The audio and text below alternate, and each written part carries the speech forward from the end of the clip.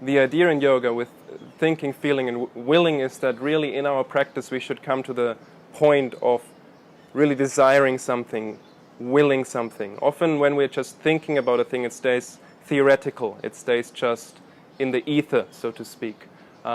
Then we start to apply it in our life and we start to get a feeling for it. We start to actually understand what the thing we're thinking about is.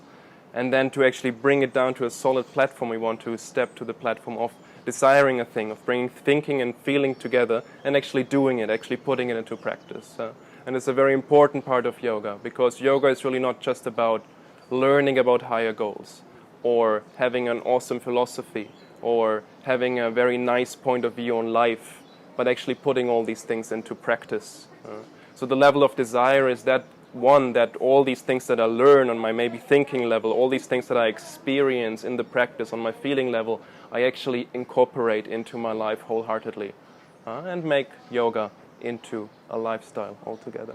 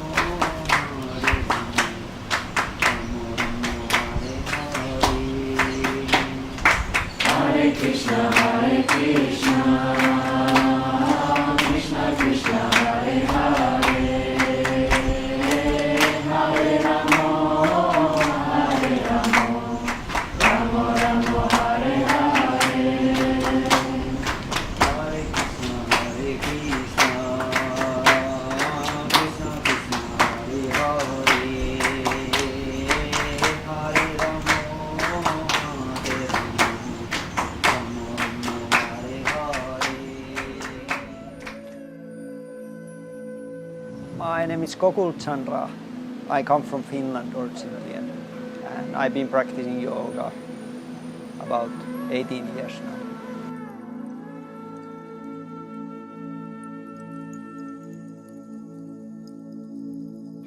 I was interested in philosophy first. I was more like studying all kind of mystics and philosophies by myself and reading the books. And then I somehow interested of Indian philosophical traditions. Then I met my teacher, Janne Kontala-Jayananda, and through him he introduced me as a practical part of the yoga as a practice.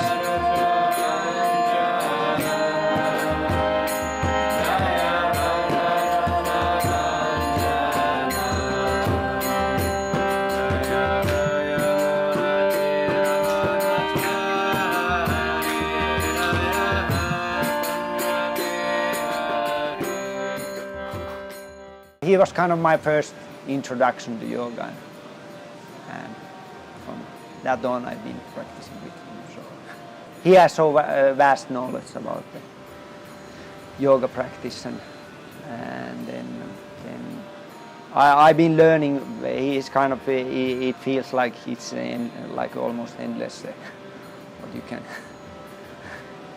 you can learn from him. So it's been. And he has very nice mood. I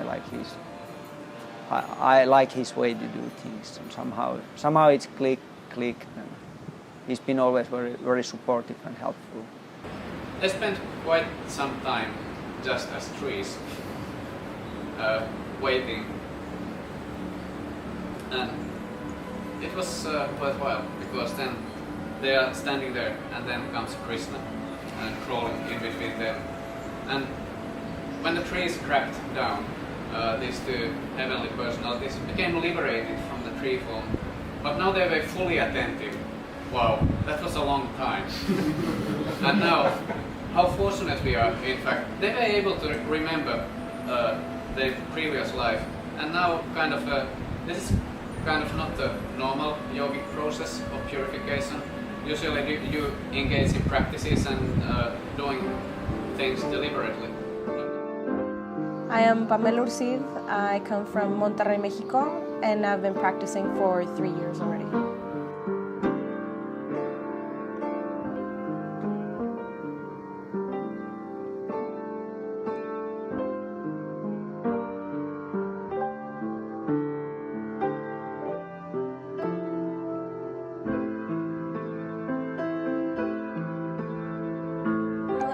I found Gokul Yoga through Yanni. Following his social media, suddenly in my homepage this crazy picture appeared of him doing some of his amazing postures, and I'm like, wow. I started following him without knowing anything about him, who he was, what was his name, or anything. After a while of following him through social media, I really did not know anything about him personally, spiritually, or as a guide, but I did see something in his practice.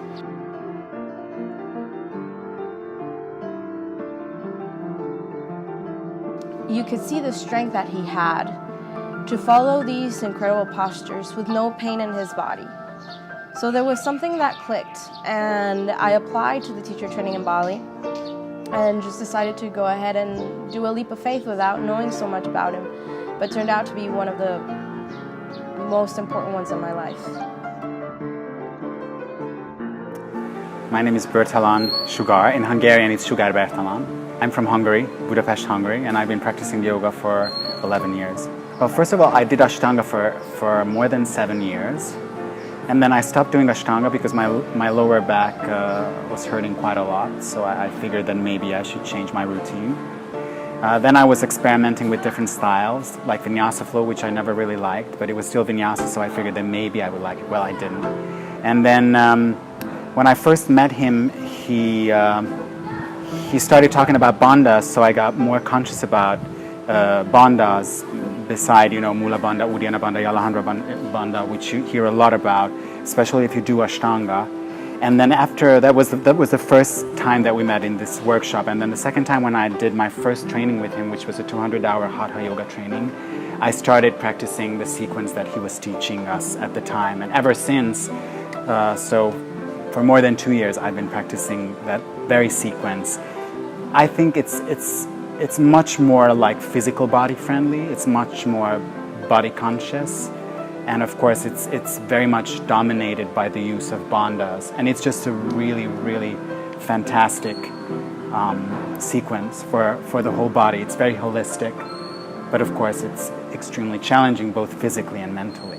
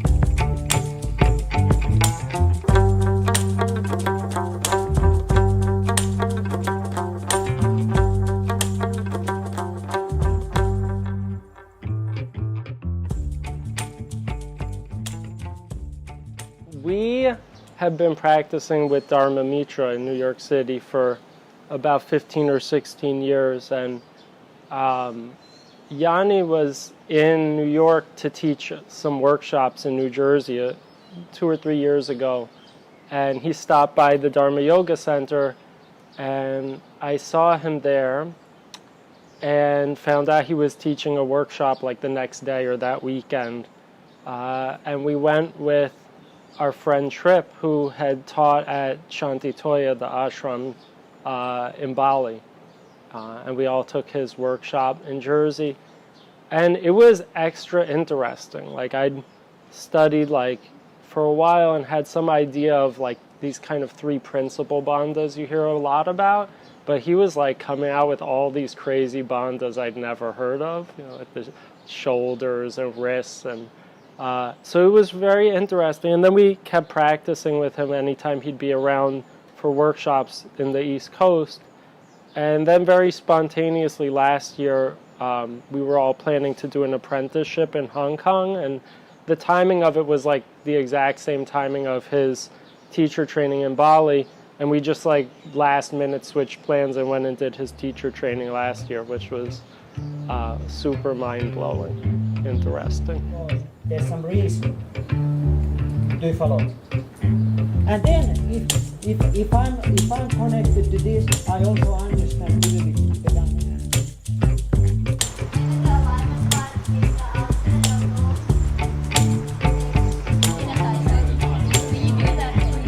Because of the form of the spine.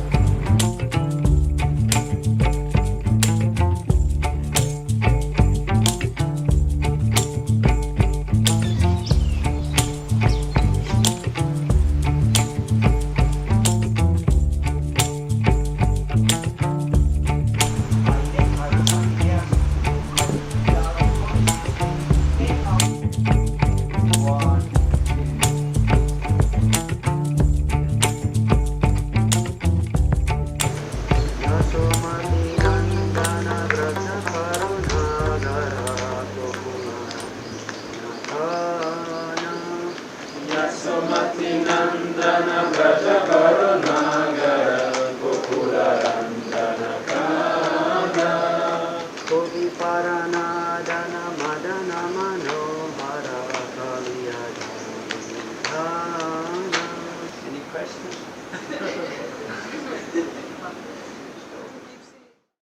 My name's Jan, or Janani Vasdas, which would be my yogi name. I'm from Germany originally, body made in Germany, and spend a lot of my time though in Australia right now, studying and teaching yoga. So before I actually focused a lot on asana, even though I was doing asana, the physical part of yoga for, since I'm 17 years old, which is 10 years now, but I spend a lot of my time focusing on Vaishnavism, which is a specific type of yoga that focuses on more the philosophical part, and especially bhakti yoga, which is the yoga that brings emotion into the practice, where you actually start to emotionally invest yourself into an object of worship. And in Vaishnavism, that object is often Krishna or Vishnu or different deities that we start dedicating life force to, which is also then yoga, Ishvara Pranidhan. And so when I got into the asana practice, I really wanted to look for a teacher who has a similar outlook philosophically than I do. And that first inspired me to just search the internet and look for different teachers who philosophically are also in line and who are, in terms of their practice, inspiring as well. And that's how I found Gokul Yoga, Yanni. And I just wrote him an email. I was sitting in a cafe with my yoga teacher, and I was like, oh, there's this amazing yogi. And he's just like, write him an email, see if you can go. I was like, oh, come on, I can never go there. And he's like, no, just write him an email. So I wrote him an email, and 2 days later, Chasey, Gokul's wife, wrote back and was like, yeah, sure, come practice with us. So I went there for 2 months and practiced specifically asana, and was just very happy to have a teacher who is, first of all, lined up with the thought of knowledge that I was, the type of knowledge that I was studying for a long time, but then also is so in depth with asana practice. For me, Gokul is just a very unique person in that sense that he is a very traditional yogi. He actually didn't learn yoga from books or the internet, but from a teacher who learned it from his teacher, who learned it from his teacher. It's called parampara in Sanskrit. So a disciplic succession where there is actually a living tradition behind the techniques he's teaching. And I really feel that you can feel that in his teachings, that he is just representing the whole culture, the whole lifestyle, which has been alive in this way for thousands of years. And to find a teacher like that, for my experience, nowadays is very difficult.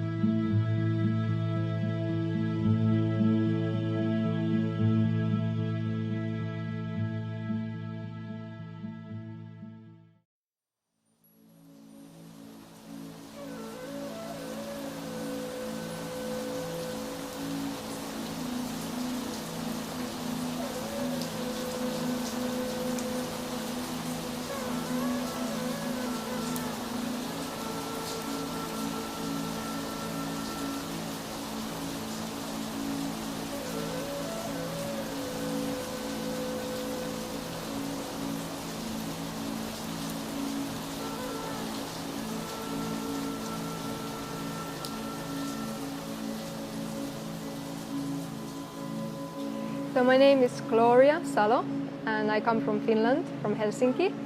And I've been practicing yoga, need to count, many years. Between 10 and 15, I don't know exactly the amount of years, something in those. Yeah. First of all, it's this amount of knowledge that we are receiving in these 3 weeks.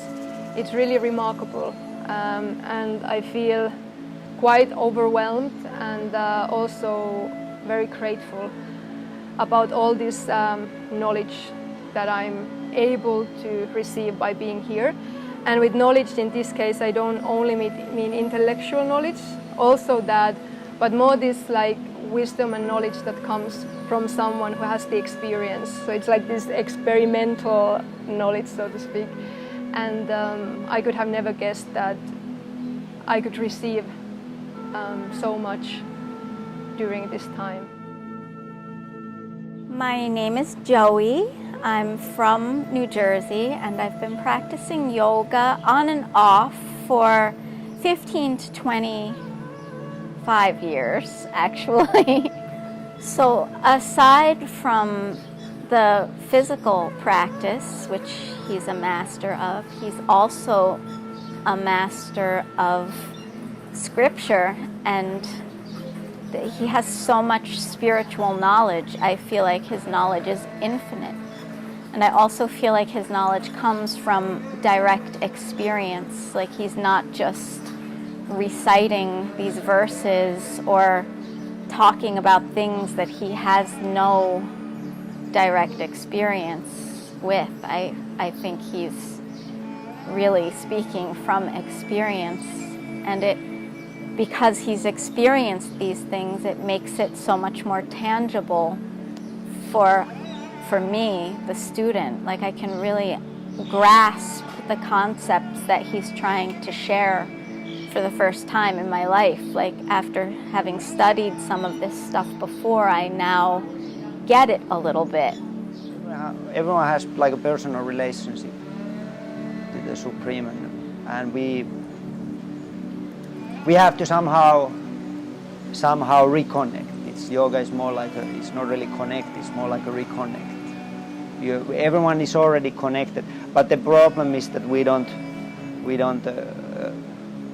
have lost that connection. And then in order to find that connection, yoga is in that sense, it's the personal process, but it's also a social process. We also have to connect to the people who are somehow more connected than us, also, so that we can learn about our own connection to the Supreme. Hey, this is yoga moves to the persons, and you have to have kind of personal relationship to the persons. And if the persons are here on the planet still, you can kind of develop that, and then you can understand the other persons who were teachers of those persons, because they had personal relationships. Do you understand what I mean? It's so to jump over, you understand that Krishnamacharya is my guru. It's basically saying that I'm not bowing down anyone, because Krishnamacharya will not come and tell me any instructions, maybe in my mind. Do you understand what I mean? So it's not only like on the Krishna groups, but it's not really appreciated on many other, what I know. This kind of mentality, it's not really appreciated anywhere else either. Like that kind of, that you can jump over. It would be easy. I'm in Krishnamacharya's line. I'm his direct student, which means basically that I don't need to listen to anyone. I only wait that Krishnamacharya, or same way that God, God, that I trust in God. But the Vedic understanding of the God, it also to love the God, you have to know the God, and in order to know the God, you have to know the people who know the God, who know the people who know the God. Do you understand what I mean? We have the parampara. Otherwise things get, abstract.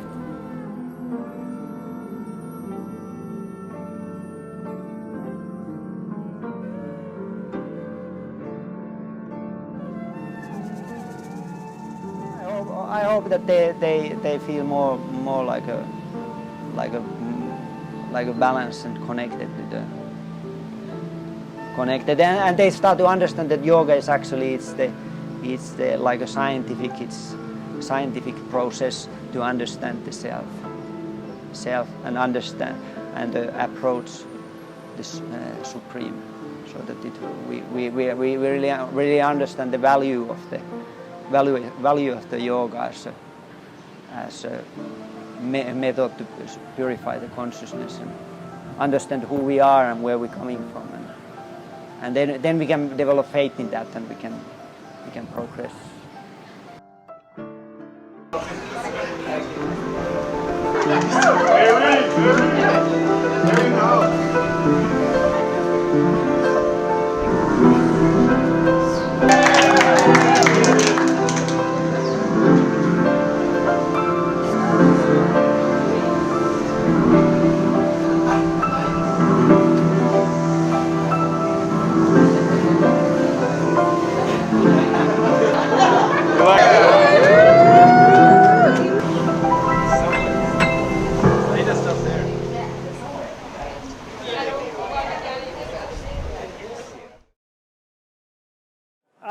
There's these three vikaras, three like functions or transformation of the mind, and they like a thinking is more like a superficial level of the mind, and then we have emotional mind, and then we have the willing level, the desire level of the mind. In also modern psychology, they a little bit touch this same that we have cognitive and additive mind and these three functions of the mind. So basically, almost big part of our experience, all our sensual experience is basically based on either we think things or we feel things, or it's on the desires. So it's kind of very holistic.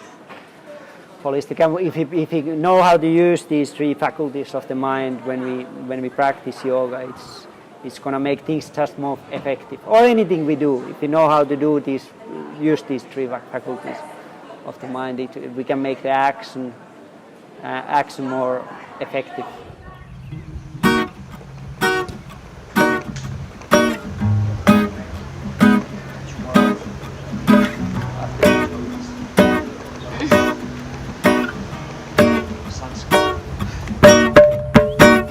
Hare Krishna, Hare Krishna, Krishna Krishna, Hare Hare, Hare Rama, Hare Rama, Rama Rama, Hare Hare, Hare Krishna, Hare Krishna, Krishna Krishna, Hare